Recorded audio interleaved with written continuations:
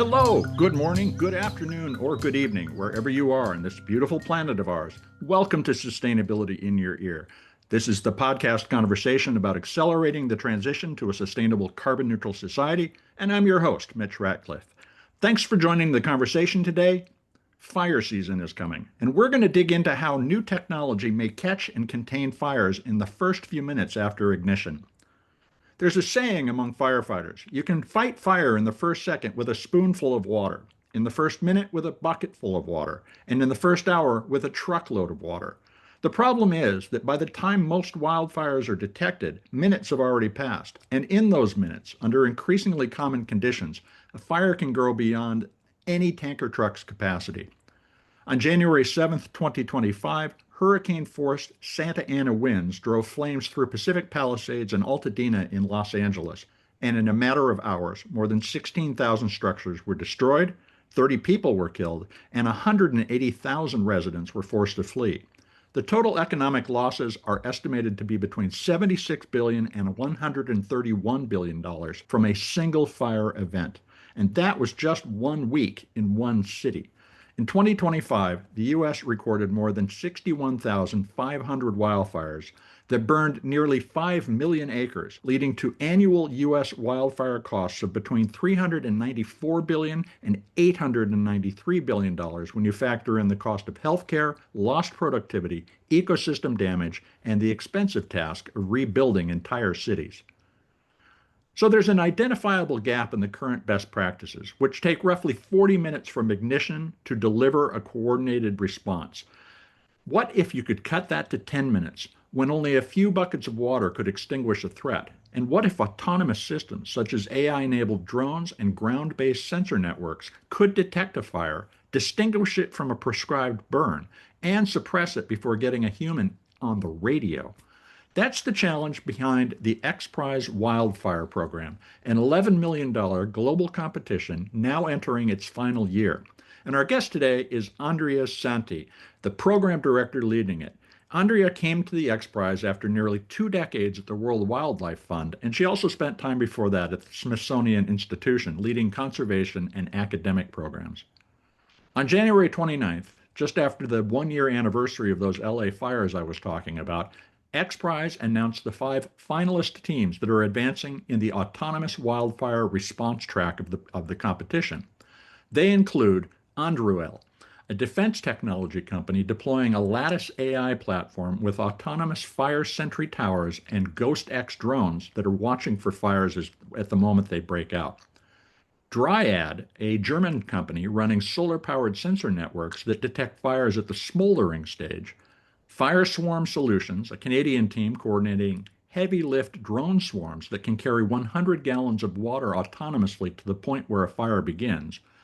Data Blanket, building a rapidly deployable drone swarm system for real-time perimeter mapping and suppression of wildfire. And finally, Wildfire Quest, a team of high school students from Valley Christian High School in San Jose who partnered with 2 aerospace companies to use multi-sensor triangulation to locate fires when they cannot be seen from monitoring locations. After all, a lot of fires happen just over the hill. A separate track of the competition, the Space-Based Wildfire Detection and Intelligence Program, includes 10 finalists from 6 countries who are heading to Australia in April for their own finals.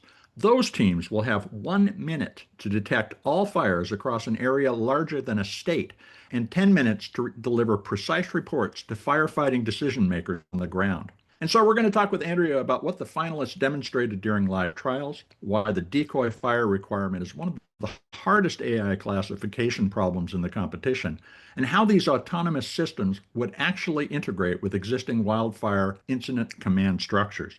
We'll also dig into the tension between suppression technology and the growing scientific consensus that many landscapes need more fire, not less, and whether indigenous fire stewardship practices have a place in this conversation. You can learn more about XPRIZE Wildfire at xprize.org/competitions/wildfire. Again, that's xprize.org/competitions/wildfire. Can autonomous drones and AI-driven sensor networks actually detect and suppress a wildfire in less than 10 minutes? Let's find out right after this brief commercial break.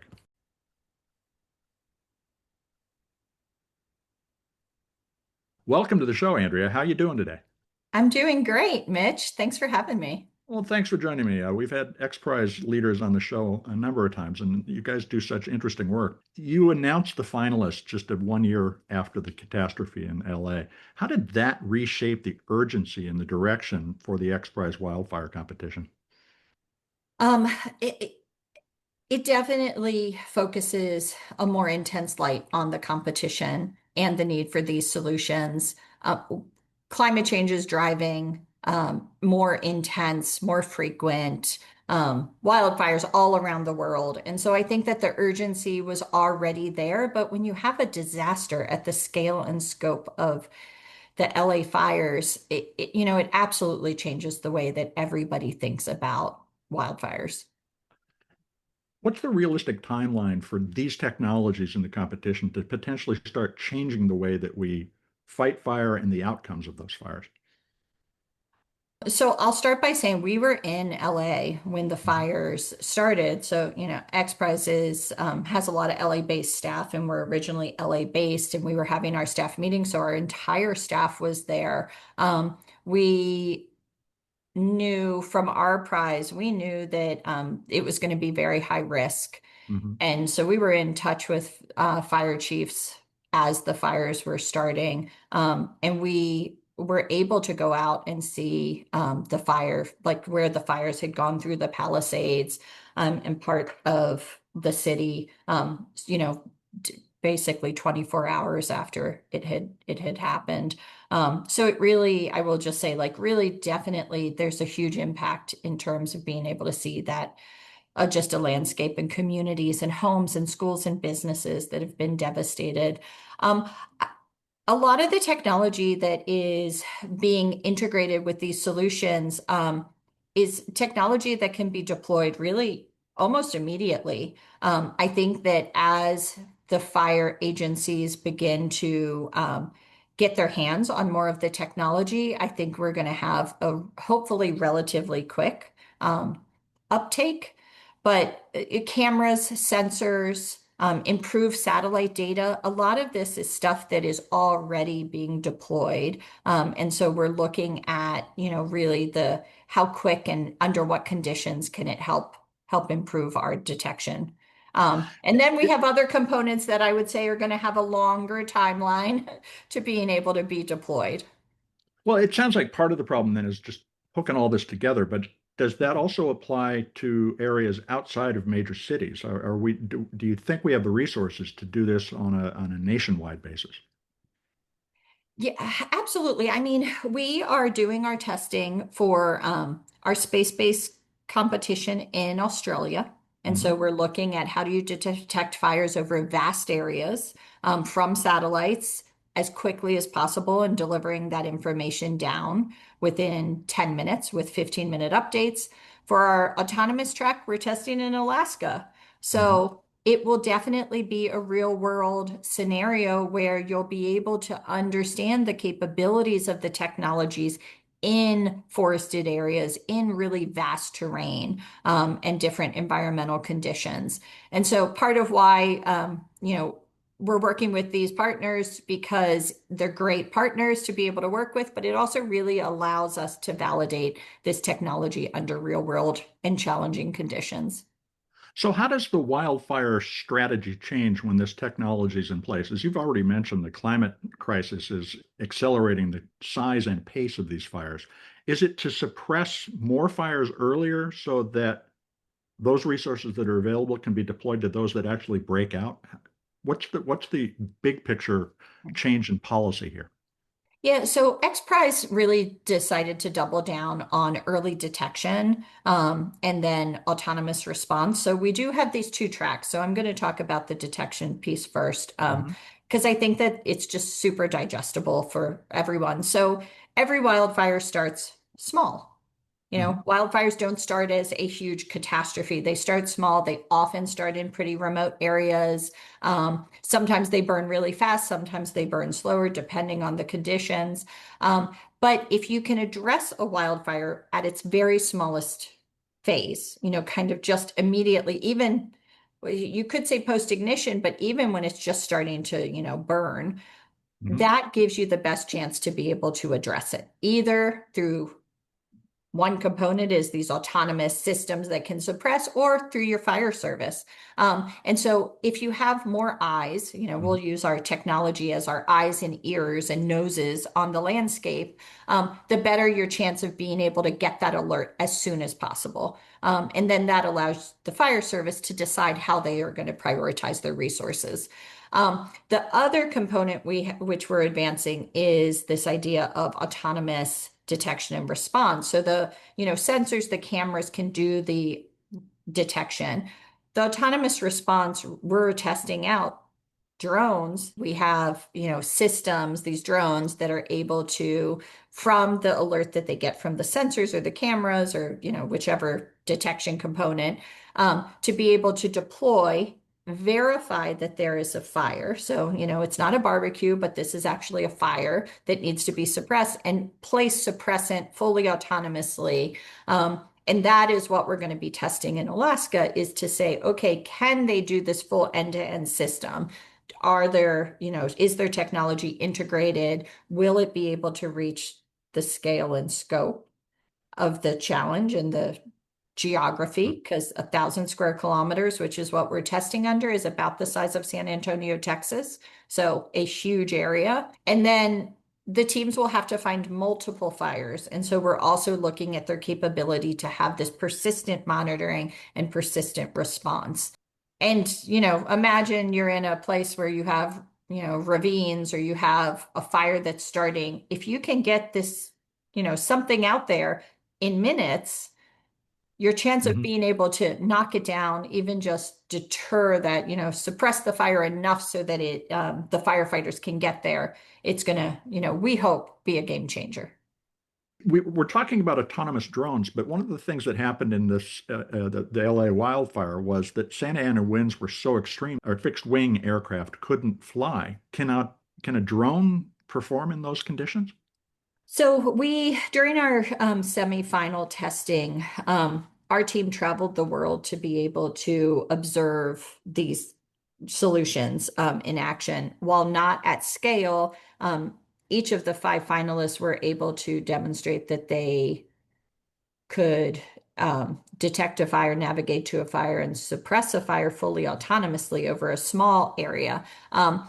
Coincidentally, relatively strong winds followed us. So nothing Hmm. like the Santa Ana winds, but we had 40-mile-per-hour winds pretty consistently during testing. It was very odd, but it was helpful for us in terms of being able to validate that technology. The teams, because you don't have a human pilot, your ability, it's not that the helicopters can't fly, it's that the helicopters and the planes, they can't fly in that type of wind and put a human at risk. So Hmm. this takes at least that human element out of it. It is going to continue to be a challenge, but many of the drones have a relatively high wind tolerance.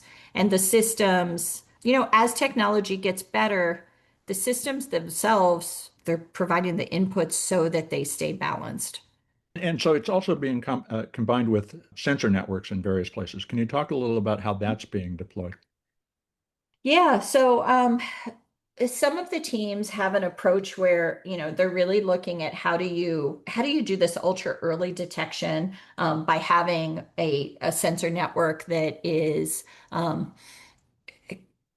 you know, really kind of like many, many sensors in an area that are all connected through your mesh network, allows for something small that can be placed in a lot of different areas, which gives you really great coverage.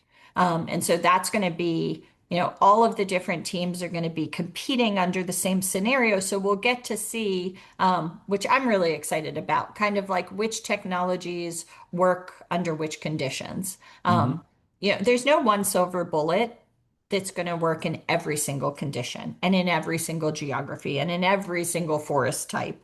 And so I think that it will be helpful for us to do this level set, but working on a pilot phase post competition so that we can continue to have these teams test and deploy the technology so that we can gain even better understandings. It's really But important to improve trust and like build trust so that the fire agencies know what the technology can do under, critical situations. do the fire agencies participate in these trials as well? Yeah, absolutely. We have partners from different fire agencies. In Australia, we're actually doing our testing Mhm. with the Rural Fire Service of New South Wales. So they are our testing partner. Many of our judges come from different fire agencies from across the United States and around the world. And so from the get-go, that was really an ethos that we set forward, which was to really make sure that this was done hand in hand with our fire agencies. You've mentioned decoy fires. I'm just curious how the trials will incorporate decoy fires. You mentioned barbecues. Are you going to have people set up doing small fires to lure the competition's attention elsewhere? Yeah, so I can't say too much because testing hasn't happened. Okay, I can't give away the But secret. I got right, it. I can't But give away the secret sauce. But yes, and the teams do know that they will have decoys and they will need to be able to ensure that their technology ignores those decoys. So, it can be anything from, something, depending on how they've trained their system, it could be something where it's, just something flapping in the wind that tends to be like the color of fire all the way down to like barbecues or pile burns, different things that would confuse the technology. and that could happen any day of the year. Yeah, really interesting. One of the most compelling things about the competition is the breadth of sources of ideas and the shape of the different ideas. What is that diversity, which included even a high school team from Valley Christian Mhm. High School in San Jose? Tell us about where wildfire innovation will actually come from. At XPRIZE, we believe that ideas can come from anyone, anywhere. And I think that XPRIZE Wildfire really does do a great job of demonstrating what that would look like. We had teams from over 55 different countries that started the competition. We currently have 6 different countries represented through our finals testing teams and the whole landscape from, yes, Valley Christian, a high school team, through universities, through startups, all the way to, major industry. And so it really does span the whole spectrum. And I think that that is, one of the huge benefits of X Prize is that it shines a light on a problem and it brings individuals and companies from so many different perspectives to the table to be able to address the problem. Something that I really love about our competition is that for a lot of our teams, this is both a company, but also a passion. Wildfires happen in so many places, and so many of the teams have been personally impacted by wildfires, or have, the high school teams talked about it growing up in areas where wildfires are happening, in and around. They're very cognizant of the need to have these solutions. And so I think that this is a really special competition because it solves such an important problem that impacts so many people. 1 in 6 Americans live in an area of wildfire risk, and 25% of Californians. It's a very tangible problem for so many of us, particularly in the West. But the smoke from these fires in Canada is now familiar on the East Coast. It's Yeah, changed the very shape absolutely. of life. This is a great place to take a quick commercial break, folks. We're going to be right back. Stay tuned.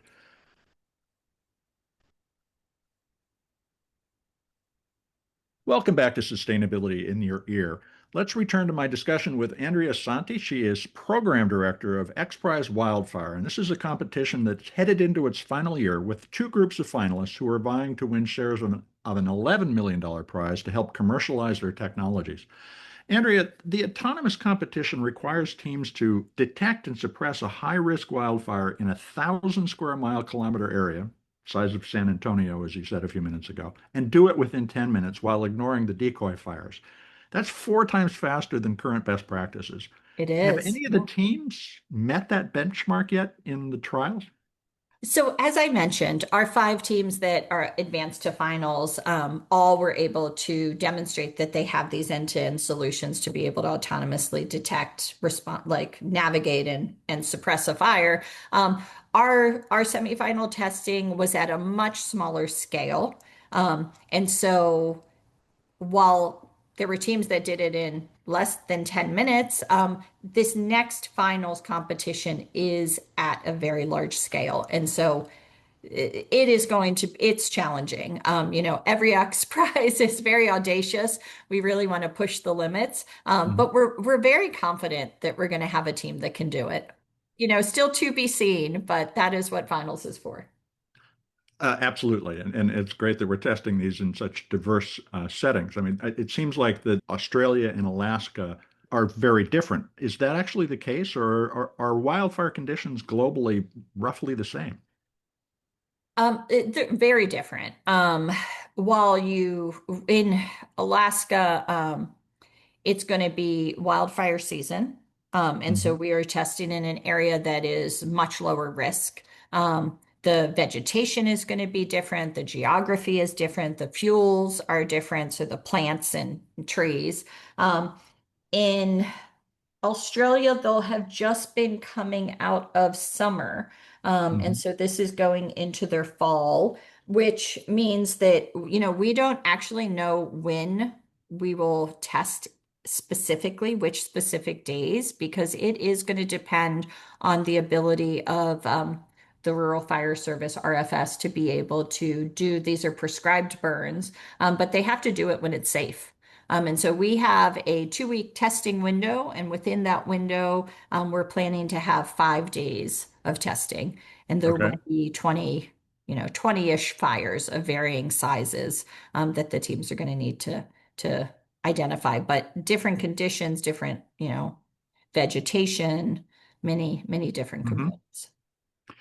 Let's talk a little about the space-based prize. Lockheed Martin is also adding $1 million for the teams that can demonstrate the fastest and most accurate, precise detection.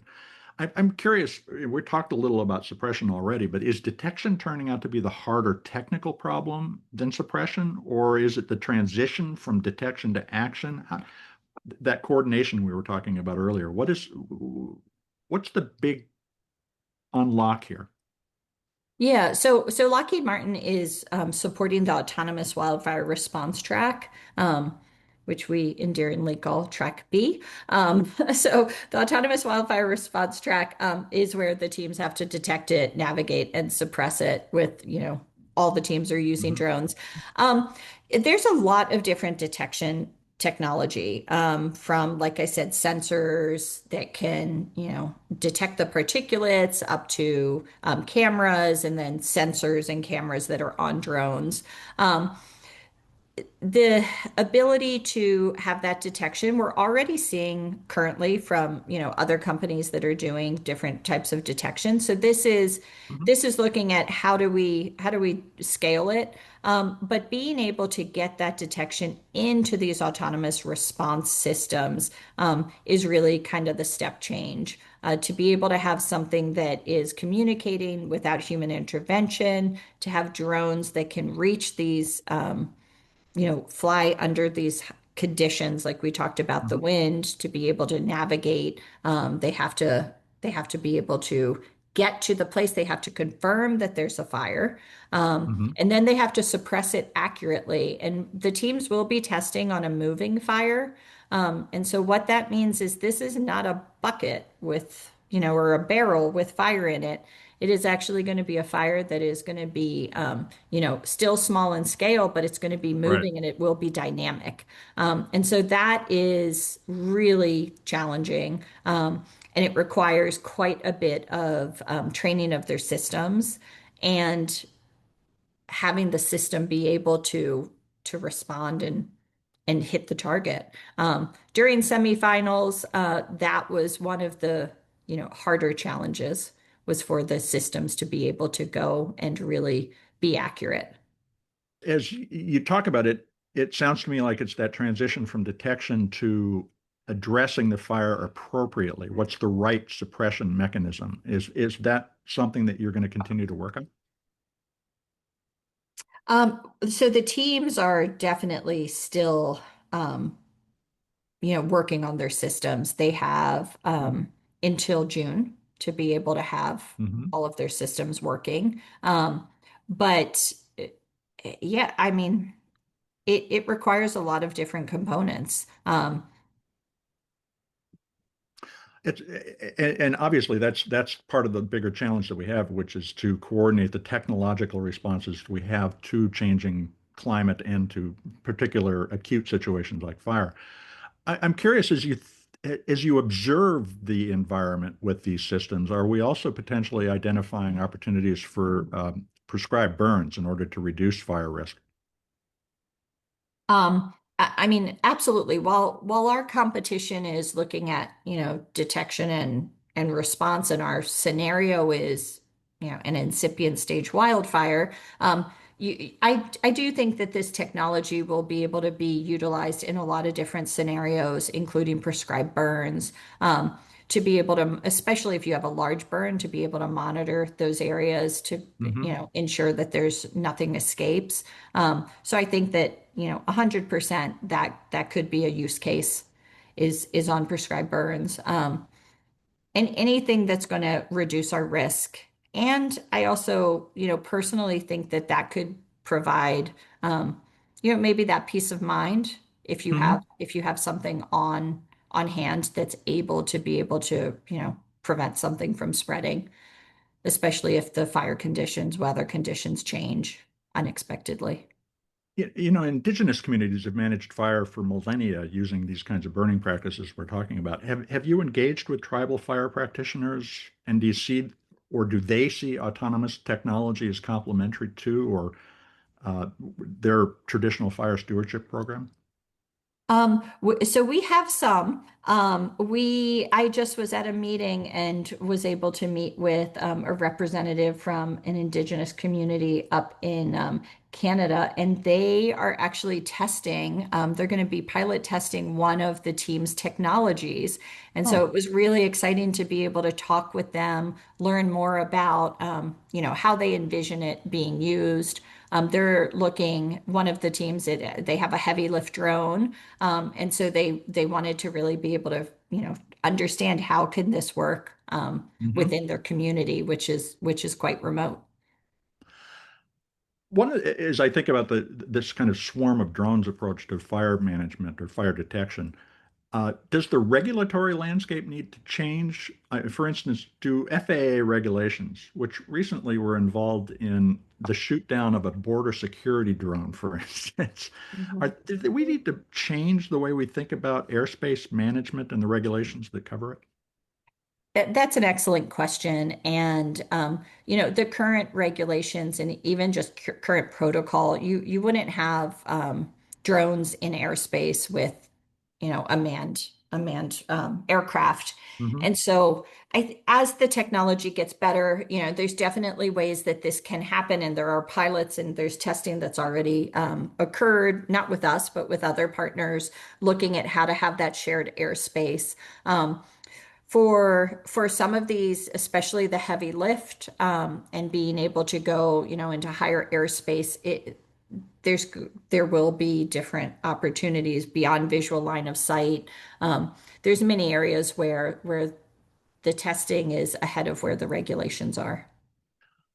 What has your conservation career taught you about how technology deployment can shape how we change the way we approach our relationship with nature? I got into this position in part because a lot of the projects I was working on with World Wildlife Fund, Mhm. specifically, were being lost to wildfire. Um, and I felt that it was kind of, we hadn't really understood the impact of wildfires for conservation. Wildfires are now the main driver of deforestation, so it's Mhm. overtaken agriculture. And in places like the Amazon, Congo, parts of tropical East Asia, Mhm. there's such important biodiversity. And I think that if we are able to utilize technology to be able to monitor these areas, ensure that we are understanding A, where fires are happening, and being able to look at what type of technology can be deployed. My hope is that we're able to save really, really important places. There's endemic species that only live in very, very small areas, and one fire could wipe out an entire species. So I'm very hopeful. And I guess the other thing I would add is that I worked for a long time on projects where your goal was really, like 20 to 50 years away. And being Yeah. able to work with XPRIZE, where in 3 years we have seen an absolute transformation in both what the technology can do, but in how the technology can help us address a really, really serious global problem. I think that we need more of these types of competitions. We need more of this technology to be applied to problems like conservation and really figuring out where there's some of these intersections. And it's great. I'm really hopeful because at this one meeting I was just at, there were a lot of conversations around areas of very high biodiversity and places, that we want to make sure that we save and understanding and bringing together the communities. That's great to hear. After your 3 years with XPRIZE Wildfire, do you feel like we can turn back the rising incidence of wildfire and all the costs that we're seeing pile up when cities burn? I think so. I think that the community and just citizens around the world are understand the problem in a deeper way. Hmm. And I think that this is going to be all hands on deck. You need the citizens, you need the homeowners who are making sure that they have, their zone zero. To no vegetation around their homes. You need communities. You need to have incentives from the city and state and other industry. I think that looking at prescribed fire and how we manage our forests and ensuring that we have more good fire on the landscape, and again, those policies that allow it and communities that encourage it. All of these factors together are going to be what helps get us to a new reality and a new paradigm. You mentioned raising awareness of this. This competition actually sounds like really good TV. Have you thought about how to tell this story of wildfire innovation so that people can get engaged with and behind this kind of activity? So we have discussed at lengths how we would be able to document some of the testing and for the autonomous wildfire response, but it is a very big, vast area. And so turning it into good TV is probably a step beyond us. But I think that the teams have amazing stories to tell. I do know that we're going to capture a lot of imagery to be able to share that story out. And we've been talking about it throughout the years. And we hope that we're playing a part in being able to raise awareness. Hmm. We have a resource page that provides a lot of different information to homeowners, to individuals about other, really amazing organizations that are doing great work in the wildfire space. So, how can our listeners follow along as you complete the project? Yeah, we would love to have them follow along. So they can follow our website, xprize.org /wildfire is the easiest way. We have lots of information about the competition and the teams. We have lookbooks to learn about which teams are competing. Social media, we put a lot of information out. You can subscribe to our newsletter. And then we will be hopefully sharing out quite a bit of good information during these testing events. They're in fairly remote locations Mhm. or kind of like closed systems. So we wish we could invite everybody there, but we will definitely be exploring how we can make sure that as many people as possible can get their eyes on what we're doing. Well, Andrea, thank you very much for spending time with us today. It's been a really interesting conversation. Yeah, thank you so much. And, we hope that all your listeners really think deeply about wildfire, what they can do. And our goal is that, collectively we can all work together to try to reduce this wildfire risk and keep good fire on the landscape. Well, thank you. Yeah, thank you.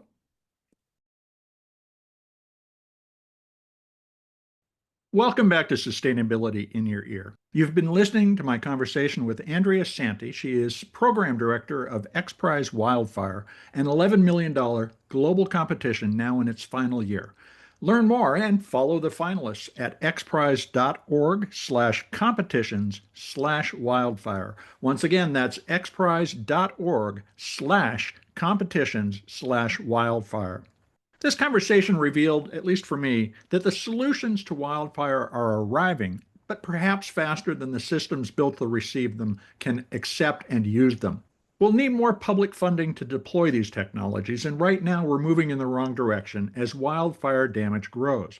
Total federal wildfire spending is holding roughly flat at around $7 billion a year. However, the Trump administration's fiscal 2026 budget proposes eliminating the Forest Service's state fire capacity grants, cutting vegetation and watershed management programs by 30%, and zeroing out the $300 million in forest research funding that was in the budget before. So we're maintaining the suppression budget while cutting the prevention, detection, and research infrastructure that could reduce what we have to suppress. Fortunately, we have XPRIZE Wildfire to step in to take some of the burden, but it's not enough. Consider what Andrea said about early detection. Every wildfire does start small. If autonomous systems can get suppressant on a fire quickly enough, it might not even need to be fully extinguished, just deterred enough that firefighters can arrive to finish the job. The technology to do that end-to-end and autonomously is already being demonstrated in the field. But Andrea was equally direct about what's lagging, the testing ahead of where the regulations are. Consider autonomous drones operating beyond visual line of sight from the users and coordinating with manned aircraft during active fire emergencies. In order for that to work, the Federal Aviation Administration's frameworks for widespread use of drones in a variety of work needs to be reinvented. And that's evidenced, for instance, by the recent closure of El Paso International Airport over the use of counter-drone laser testing nearby. We are truly unprepared for the innovations that are coming. So in short, the engineering has arrived, but institutions need support to integrate that engineering into their operations. And a similar gap is evident in who's doing the innovating. Teams from over 55 countries entered this competition, and a high school team from San Jose made the finals by solving the problem of locating fires beyond ridge lines using multi-sensor triangulation, not because they had institutional backing, but because they had access to a well-defined problem and the drive to solve it, as well as the incentive of the XPRIZE's $11 million award. The XPRIZE's premise that ideas can come from anyone, anywhere, it turns out, are literally true.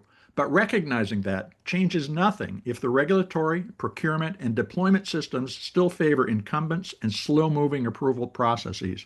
And underlying all these challenges is what Andrea brought to the work from nearly 2 decades at the World Wildlife Fund. Wildfires are now the leading driver of deforestation globally, having surpassed agriculture. The game has changed, but policy is still anchored in now outdated 20th century strategies. One fire in the wrong place can drive a species to extinction, or it can burn a city to the ground. And so Andrea said she's hopeful, not because the problem is easy, but because in 3 years she's watched a transformation in what technology can do and how people understand what technology is for. And that hope is well earned. But it will only translate into outcomes if institutions move at the speed the crisis demands. Citizens, homeowners, communities, industries, and policy, all of it moving together. And the competition does create urgency. Only the systems around it can act on and use the innovations that are delivered. So stay tuned for more conversations with people actually making sustainability happen. And I hope you'll check out our archive of more than 540 episodes. There's something worth sharing with anyone you know. Writing a review on your favorite podcast platform will help your neighbors find us because, folks, you are the amplifiers that spread ideas to create less waste. Please tell your friends, your family, your coworkers, and the people you meet on the street that they can find Sustainability in Your Ear on Apple Podcasts, Spotify, iHeartRadio, Audible, or wherever they get their podcast goodness. Thank you for your support. I'm Mitch Ratcliffe. This is Sustainability in Your Ear, and we will be back with another innovator interview soon. In the meantime, folks, take care of yourself, take care of one another, and let's all take care of this beautiful planet of ours. Have a green day.